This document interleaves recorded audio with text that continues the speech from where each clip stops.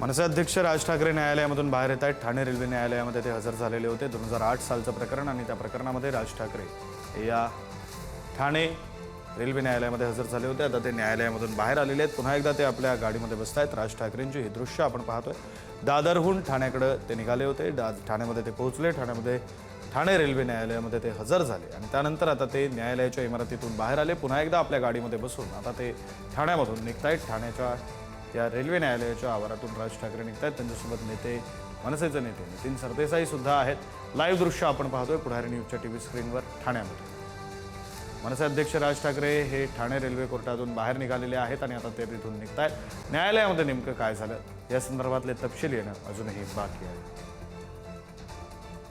तर मला हा गुन्हा मान्य नाही असं उत्तर राज ठाकरेंनी न्यायालयामध्ये दिल्याचं कळतंय। मला गुन्हा मान्य नाही राज ठाकरेंनी कोर्टामध्ये उत्तर दिलं आणि हे उत्तर देण्यासाठी राज ठाकरे आज ठाणे रेल्वे न्यायालयामध्ये हजर झाले होते। मला गुन्हा मान्य नाही असं राज ठाकरेंनी उत्तर दिलं। नेमकं प्रकरण काय तर 2008 साली रेल्वे भरतीच्या काळामध्ये मराठी तरुणांना प्राधान्य द्यावं या मागणीसाठी राज ठाकरेंनी मनसेच्या माध्यमातून मनसेने हे आंदोलन केलेलं होतं आणि या आंदोलनामध्ये परप्रांतीय उमेदवारांना मारहाण कल्याण रेल्वे स्थानकावर करण्यात आलेली होती आणि याच प्रकरणामध्ये आता राज ठाकरेंसह आणखी 7 मनसैनिकांवर गुन्हा दाखल त्यावेळीच करण्यात आला होता। ते प्रकरण त्यावेळी कल्याण कोर्टामध्ये सुरू होतं। मग हे ठाणे रेल्वे कोर्टाकडे हे प्रकरण वर्ग करण्यात आलं आणि आता आज राज ठाकरे स्वतः न्यायालयामध्ये उपस्थित राहिले होते आणि त्यांनी मला गुन्हा मान्य नाही असं उत्तर न्यायालयामध्ये दिलेलं आहे। आपले प्रतिनिधी श्रेयस सावंत आपल्यासोबत जोडले गेलेले आहेत। अधिकचे तपशील ते देतील। श्रेयस, नेमकं काय घडलंय न्यायालयामध्ये? बघू शकतो मनसे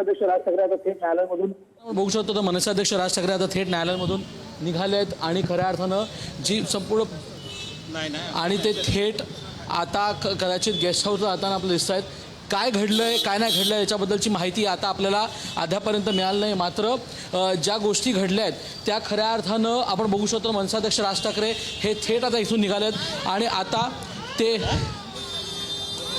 इकडून निघाले। त्यामुळे काय गोष्टी घडल्या ते बघावं लागेल आणि खऱ्या अर्थानं ते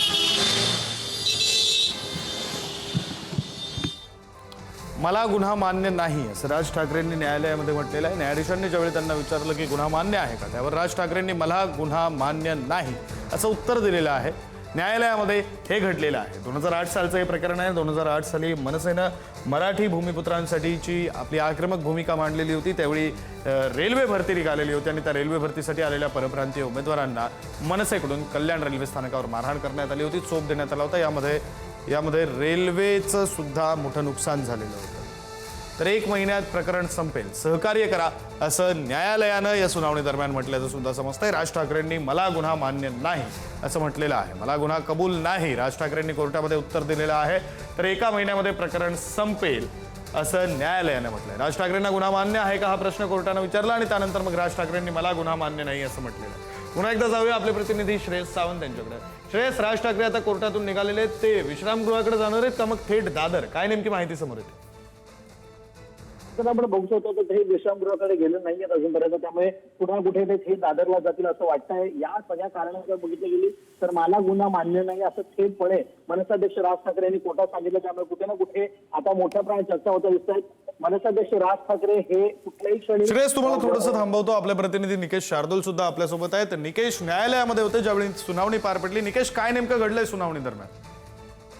नक्कीच ज्या वेळेला मनसे अध्यक्ष राज ठाकरे आणि त्यांच्यासोबत जे मनसैनिक होते त्यांना न्यायालयासमोर हजर करण्यात आलं, त्यावेळेला न्यायाधीशांनी जे काही कल्याण रेल्वे स्थानकावरती जी काही घटना घडली, जो काही गुन्हा तुमच्यावरती नोंदवला गेलेला आहे तो गुन्हा तुम्हाला मान्य आहे का असं न्यायाधीशांनी राज ठाकरे यांना विचारल्याच्या नंतर राज ठाकरे यांनी मला गुन्हा मान्य नाही असं थेटपणे सांगितलेलं आहे। त्यानंतर न्यायाधीशांनी पुढील सुनवाई जी आहे ती पुढे ढकललेली आहे। आता पुढच्या सुनवाईच्या दरम्यान नेमकं काय होतंय हे पाहणं महत्वाचं असणार आहे। फक्त एका प्रश्नानंतर राज ठाकरे यांना कोर्टाने पुढे जाऊन दिलेलं आहे। आता पुढची तारीख कधीची मिळते हे पाहणं महत्वाचं असणार आहे। विक्रांत, बरं, धन्यवाद निकेश दिलेल्या या माहितीसाठी।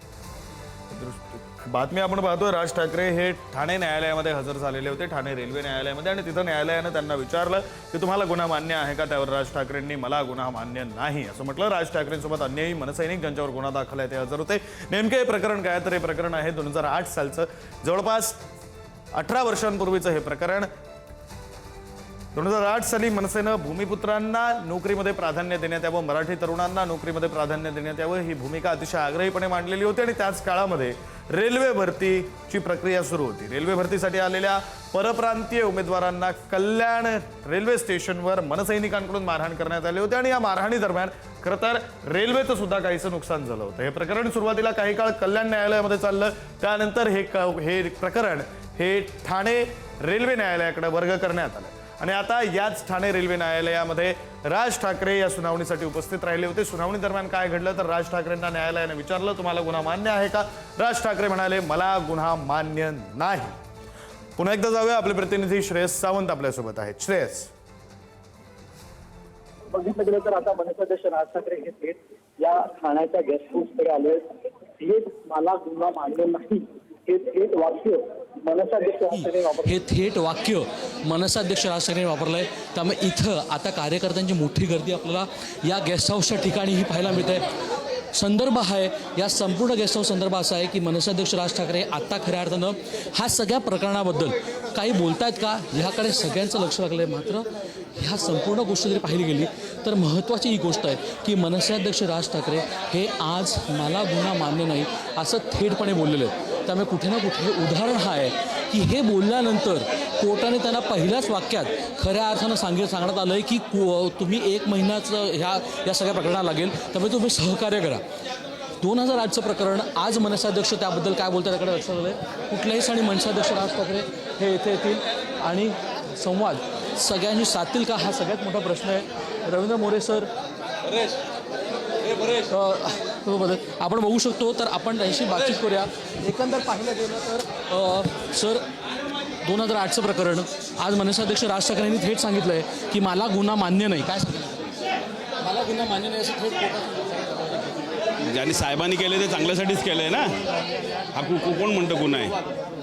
हां, मराठी पोरांसाठीच केलंय ना. 2008चं प्रकरण आणि आता ते बाहेर येताना दिसत आहेत. निवडणुका आल्यात, होणार या गोष्टी. अविनाश सर एकच प्रश्न येतो मी बाहेर.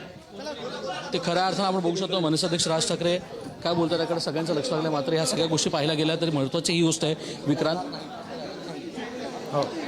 आज कुठलंही वक्तव्य करणार नाहीत असं सांगितलं. मनसाध्यक्ष राज ठाकरे हे वक्तव्य करणार नाही आहेत आपल्यासोबत आणि तेच आपल्याला पाहायला मिळत आहे.